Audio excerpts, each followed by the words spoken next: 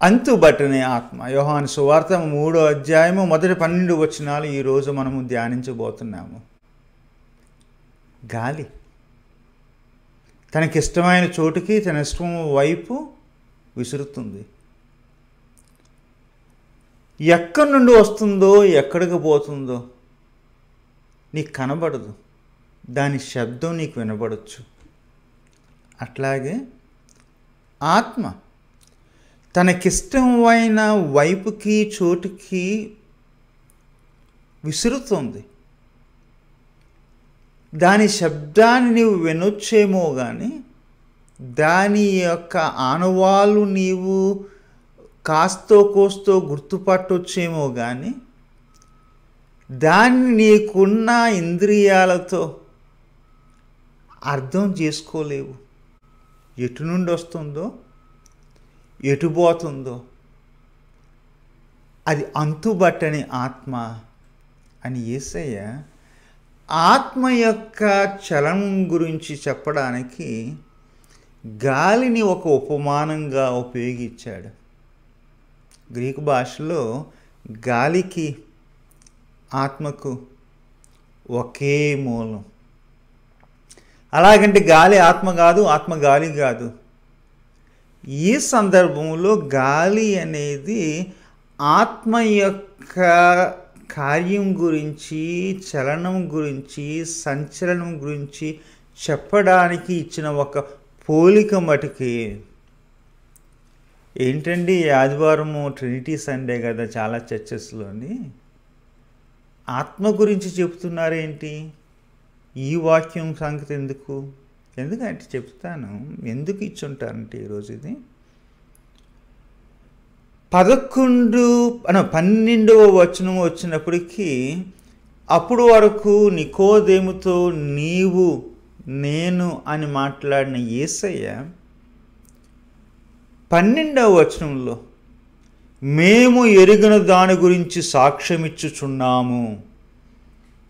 ఏకవచనం నుండి బహువచనానికి వస్తాడు. చూచిన దాని గురించి సాక్ష్యం ఇచ్చుచున్నాము, చున్నాను కాదు చున్నాము అంటాడు. మా సాక్ష్యము అంటాడు.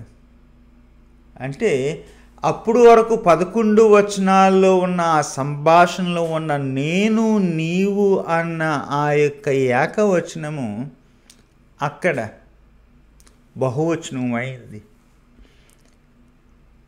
దేవుని యొక్క బహుళత్వాన్ని, త్రిత్వాన్ని గురించి ఆ వచనం చెబుతుందని చెప్పి చాలామంది కామెంటేటర్స్ అంటారు. ఎవరు వారెవరు? అది ఎవరి సాక్ష్యం?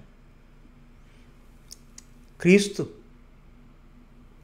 తన తండ్రి, ఆత్మ, వాళ్ళ సాక్ష్యము. అందుకనే ఈరోజు త్రిత్వపు సండే ఆదివారాన్న ఈ యొక్క వాక్యాన్ని ధ్యానిస్తారు. ఇదే ఈ వాక్యం గురించి చాలామందికి చాలా ప్రశ్నలు వస్తాయి. మీలో ఒకరు అడిగారు దీనికి అర్థం ఏంటండి?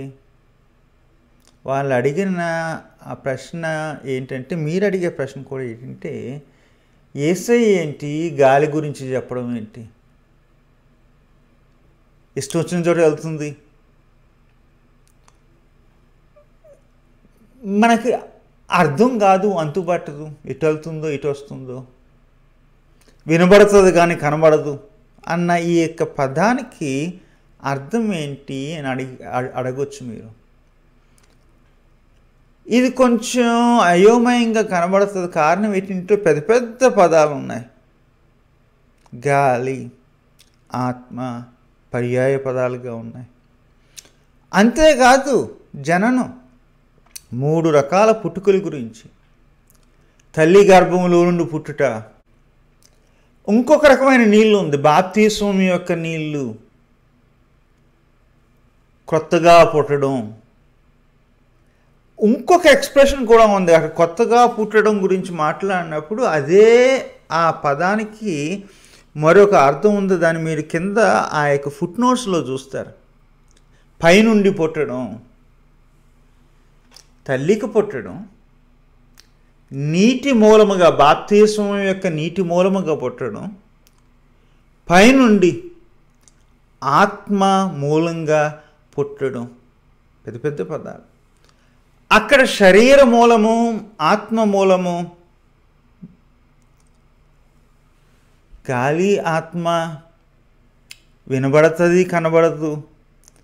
ఇలాంటి పెద్ద కాన్సెప్ట్స్ ఉన్నాయి. అంతేకాదు, మీలో చాలామందికి ఈ యొక్క వీడియో చూసేటప్పటికి ఆహా నేను ఇలా నేర్చుకోలేదు కదా అని అనుకునే అవకాశాలు కూడా ఉన్నాయి. ఎందుకంటే మన యొక్క విశ్వాసం, మన యొక్క నమ్మకాలు ఈ యొక్క వచనాల చేత ప్రభావితం చేయబడ్డాయి. అందుకనే ఈరోజు నేను చెప్పిన వాక్యం జాగ్రత్తగా వినండి. నికోదేము వచ్చాడు యేసయ్య దగ్గరికి. ఈ కథనం ప్రకారం ఎవరు ఈ నికోదేము? యూదులకు అధికారి, పలుకుబడి ఉన్నవాడు. సన్హెద్రిన్లో అంటే యూదుల యొక్క ఈ సమాజం ఉంది కదా, అది పాలస్తీనాలోనే కాదు, చుట్టుపక్కల ఉన్న దేశాల్లో యూదులు ఉన్నారు. వాళ్ళందరికీ ఒక చట్టసభ ఉండేది. మనకు పార్లమెంట్ ఎలాగో వాళ్ళకి సన్హెద్రిన్ ఉండేది. ఆ సన్హెద్రిన్లో తన మెంబరు, అంటే తన మాట చెప్పాడంటే పనులు జరుగుతాయి, మనుషులు గౌరవించారు. పరిసయుడు అంటే బాగా చదవరి, మంచి గురువుల దగ్గర సాధనలు చేశాడు, ధర్మాన్ని నేర్చుకున్నాడు. ఇప్పుడు పౌలు గురించి మనం మాట్లాడినప్పుడు ఎలాంటి, పౌలు కూడా ఒక బోధకుడే. ఆ పరిసయ్యుల దగ్గర పాఠాలు నేర్చుకుని పైకి వచ్చిన పెద్ద మహాజ్ఞాని నికోదేము. జ్ఞానం నేర్చుకోవడమే కాదు, జ్ఞానాన్ని నిరూపించేవాడు, బోధకుడు. అందుకని యేసయ్య అంటాడు, అంత పెద్ద బోధకుడివి నీకే అర్థం కాకపోతే అంటాడు. బోధకుడు. నికోదేము పేరున్న మనిషి. ఏంటి పేరున్న మనిషి ఎందుకన్నానంటే, యోహాను సువార్త 4వ అధ్యాయంలో ఒక సమరయ స్త్రీ యేసయ్యకి ఎదురవుతుంది. స్త్రీ అంటారు కానీ ఆమె ఊరు పేరు చెప్పారు, ఆమె యొక్క స్త్రీయో పురుషుడో ఆ లింగాన్ని గురించి చెప్పారు కానీ ఆమె పేరు మనకు తెలియదు. తన పేరు కూడా యోహాను క్లియర్గా చెప్పడం జరిగింది. ఈ నికోదేము యేసయ్య దగ్గరికి రావడం గుర్తుపడతాడు. గుర్తుపట్టి నువ్వు పైనుండి దేవుని నుండి వచ్చిన బోధకుడివి అంటాడు. నువ్వు చేసే కార్యాలు ఉన్నాయి కదా, ఆ కార్యాలను చూస్తుంటే నాకు ఎందుకో కానీ డౌట్గానే ఉంది. నువ్వు ఇలాంటి మాలాంటి బోధకుడివి కాదు, అసాధ్యమైన బోధకుడివి అని చెప్పేసి ఊహించండి. పలుకుబడినోడే కాదు, చదువున్నవాడే కాదు, బోధకుడే కాదు, జ్ఞాని. ఎందుకంటే నేను ఎందుకంటున్నానంటే, గమనించి వినయంతో జ్ఞానాన్ని నేర్చుకోవడానికి ఒక వడ్రంగి వాని ఇంటిలో పెరుగుతున్న,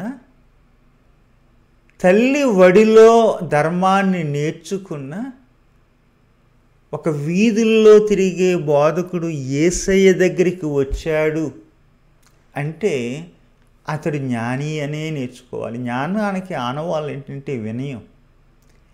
ఎక్కడ జ్ఞానము దొరికినా, ఎవరి దగ్గర జ్ఞానం దొరికినా అది ఏం చేస్తుందంటే ఒదుగుతుంది, వినయంగా అడుగుతుంది, నేర్చుకుంటుంది. నాకు తెలుసులే అని పెద్ద గొప్పలు చెప్పదు జ్ఞానం. నికోదేము యొక్క జ్ఞానము అలాంటిది. అందుకని తనని జ్ఞాని అని అన్నాను. రాత్రి వేళ వచ్చాను. ఎందుకు రాత్రి వేళ? చాలా ఇంటర్ప్రిటేషన్స్ ఉన్నాయి.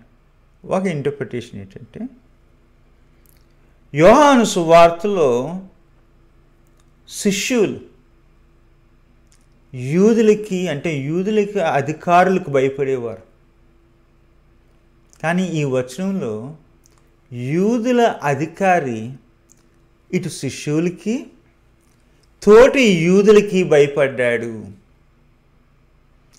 యోహాను ఈ కథను జ్ఞాపకం చేసుకుని ఈ యొక్క సువార్త రాస్తున్నప్పుడు మొదటి శతాబ్దం చివరి భాగంలో సంఘంలో కూడా కొంతమంది ఇలాగ భయపడేవారు ఉన్నారు. కొంతమంది ఏమో యూదులకు భయపడిన విశ్వాసులు ఉన్నారు.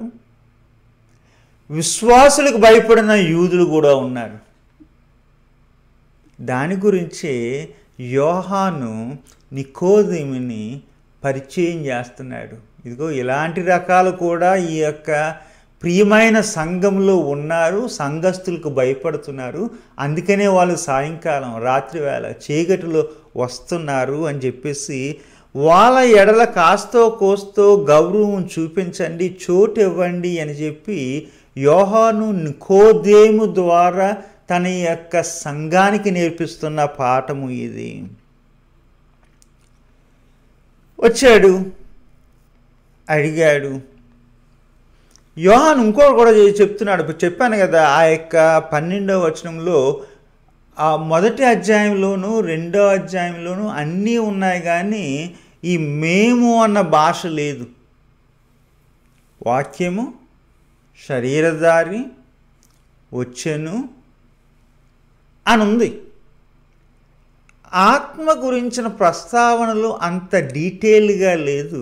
3వ అధ్యాయంలోనే ఈ సువార్తను చదువుతున్న సంఘానికి, ఇదిగో మీరు తెలుసు అనుకుంటున్నారు కదా, తెలుసుకోండి, దైవంలో బహుళత్వం ఉంది. దైవం త్రియోక దైవము అని చెప్పడానికి సువార్త ప్రారంభంలోనే నికోదేమును తీసుకొచ్చి నికోదేము యేసయ్య యొక్క సంభాషణ ద్వారా యోహాను తన యొక్క పాఠకులకు నేర్పిస్తున్నాడు.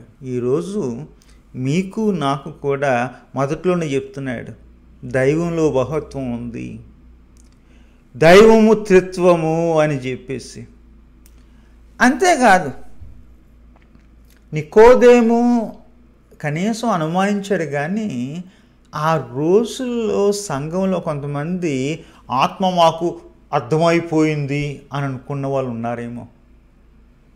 అప్పుడేటండి, ఇప్పుడు 2024వ సంవత్సరంలో వాక్యం వింటున్న మీలో నాతో పాటు కొంతమంది ఏమనుకుంటామంటే నాకు ఆత్మ అర్థమైపోయింది అనుకుంటాం. అలాంటి అమాయకత్వాన్ని, గర్వాన్ని కలిగిన మనకు యోహాను అంటాడు, ఇదిగో నికోదేముకే అర్థం కాలేదు, మీకు నాకు అర్థం అవ్వడం ఏంటి? ఆత్మ యొక్క పోకడ, ఆత్మ యొక్క చలనం, ఆత్మ యొక్క సంచలనం మనకు ఎప్పుడూ పూర్తిగా అర్థం కాదు, అది మర్మమే అని నికోదేము ద్వారా యోహాను మనకు నేర్పిస్తున్నాడు. ఇది మర్మమని అర్థం చేసుకోవాలి, ఇది మర్మమని అంగీకరించాలి. అదే యోహాను మనకి చెప్పేది. ఇక్కడ నికోదేము యొక్క ప్రశ్నలు, సాధ్యమా? అది ఎలా సాధ్యం? మరలా పుట్టడమా? మరలా తల్లి గర్భంలో ఉండడమా? ఇలాంటి ప్రశ్నలు కొంచెం వింత ప్రశ్నలుగా ఉంటాయి, కానీ ఆ వింత ప్రశ్నల ద్వారా గాఢమైన మర్మాన్ని యేసయ్య నికోదేముకి అర్థం చేయడమే కాదు, ఈరోజు మనకు అర్థం చేయడం జరుగుతుంది. ఎందుకంటే ఆ రోజుల్లో సంఘములో కొంతమంది ఆత్మను అపార్థం చేసుకున్నారు. అపార్థం చేసుకుని మేము ఆత్మను అర్థం చేసుకున్నాము అనుకున్నారు. ఎవరన్నా మీరు ఆత్మను అర్థం చేసుకున్నాను, సంపూర్ణంగా అర్థం చేసుకున్నాను అంటే ఒక మాట చెప్తాను, ఏమనుకోకండి, మీరు ఆత్మను అపార్థం చేసుకున్నారు. ఆత్మ అంత ఈజీగా అర్థం కాదు. అంతుబట్టని ఆత్మ. దిగ్భ్రాంతి చెందాడంట, ఆశ్చర్యం చెందాడు అంట. ఎందుకు? తనకు తెలుసు, నికోదేముకి తెలుసు. తెలియకపోతే యేసయ్య చెప్పాడు, అబ్బాయి వాస్తవం ప్రతిదీ నీకు కనబడదు, కనబడని కొన్ని ఉన్నాయి, మనసుకు అర్థం కానివి కొన్ని ఉన్నాయి, మనసుకు అంతుబట్టనివి కొన్ని ఉన్నాయి. వినయంగా అంగీకరించు. ఆత్మ యొక్క కార్యం, ఆత్మ యొక్క పోకడ రాకడ ఆత్మ యొక్క చలనం సంచలనం అంత ఈజీగా సులభంగా అర్థం కాదు. వినయంగా అంగీకరించాలి. అప్పుడు మీలో కొంతమందికి ప్రశ్న వస్తుంది, ఏంటండి నికోదేము గురించి ఇంత చక్కగా చెప్తున్నారు, నికోదేము మరలా పుట్టాడా, తిరిగి పుట్టాడా, పైనుండి పుట్టాడా, పుడితే ఎప్పుడు పుట్టాడు, ఎక్కడ పుట్టాడు, ఎలా పుట్టాడు, మరల జననము నికోదేముకి కలిగిందా అని మీలో కొంతమంది అడుగుతారు. ఒక మాట చెప్తాను, నాకు తెలీదు. తెలిసి అని చెప్పడం నా యొక్క అమాయకత్వం, నా యొక్క గర్వం. ఆత్మకార్యము నికోదేములో ఎప్పుడు జరిగింది అనేది మనకి అర్థం కాదు. ఎందుకు ఇది? ఆత్మ ఎటు వీస్తుందో ఆత్మకే తెలుసు.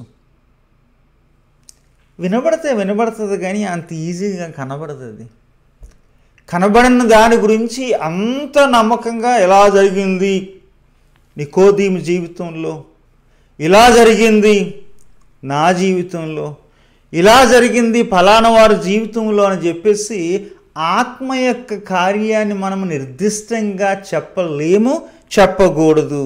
దానికి మించిన అమాయకత్వం లేదు, గర్వం లేదు. ఈ నికోదేము గురించి యోహాను సువార్తలో మరలా 2 సార్లు కనబడుతుంది. ఒకసారి 7వ అధ్యాయము 50వ వచనంలో.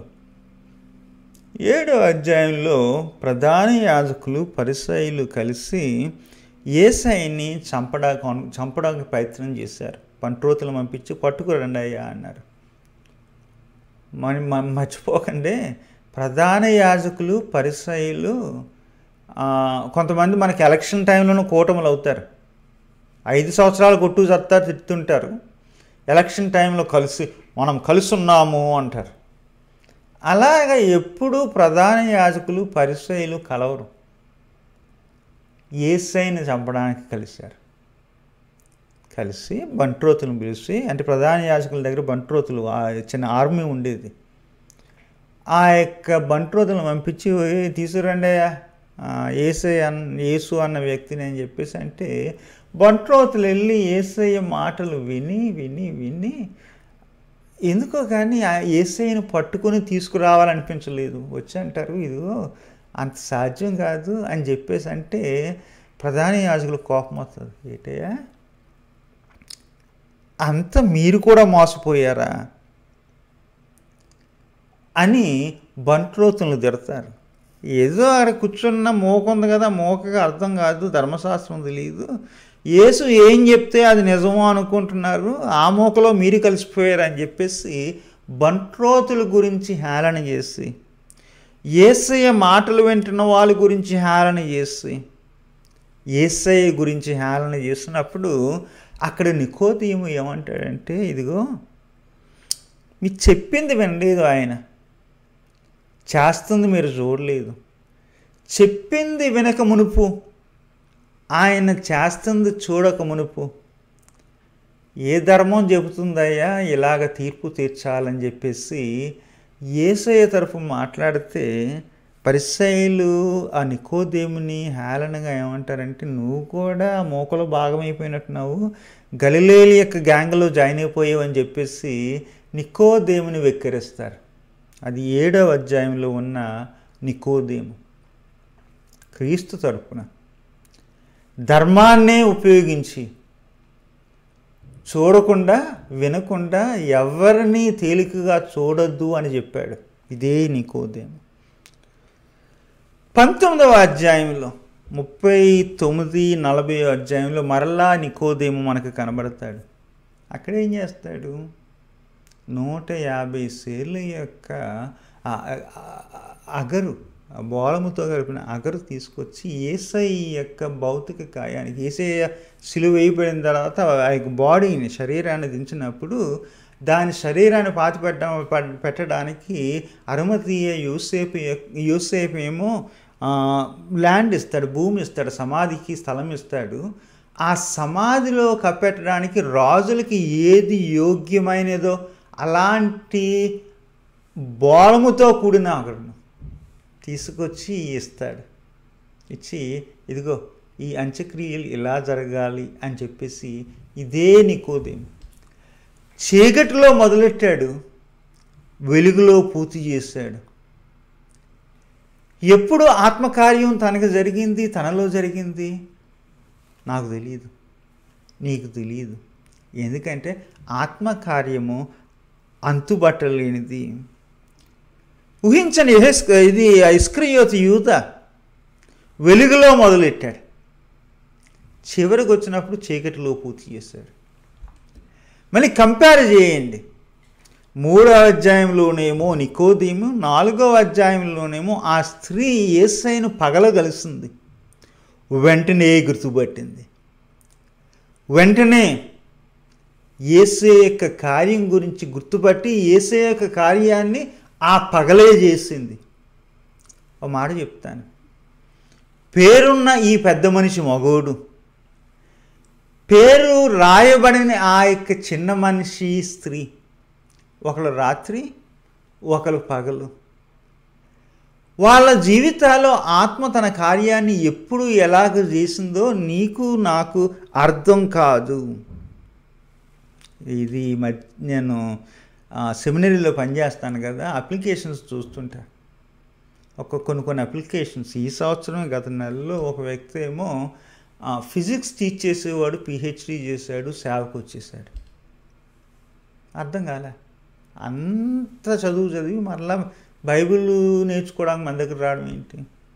ఇంకొక వ్యక్తి ఏమో ఎడ్యుకేషనల్ అడ్మినిస్ట్రేషన్ పిహెచ్డి చేశాడు, అట్లా వచ్చి ఇదిగో నేను మీ దగ్గర బైబిల్ నేర్చుకుంటాను, చరిత్ర నేర్చుకుంటాను, ఈ వేదాంతం నేర్చుకుంటాను, సెమినరీకి వస్తున్నాడు. ఇంకొక వ్యక్తి పెద్ద యూనివర్సిటీ మెడికల్ సెంటర్లో సైంటిస్ట్ పిహెచ్డి చేశాడు మెడిసిన్ గురించి, తను కూడా మళ్ళీ వచ్చి నేను సేవ చేస్తానంటున్నాడు. ఏంటి నాకు అర్థం కాదు. మరము అట్లాగే ఆత్మ తన కార్యాన్ని జరిగిస్తుంది. అందుకే నేను మాట చెప్తాను, ఏమనుకోకండి.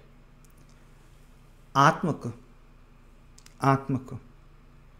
పోతలు పోయొద్దు, గీతలు గీయొద్దు, మితులు పరిమితులు పెట్టొద్దు, హద్దులు సరిహద్దులు పెట్టొద్దు.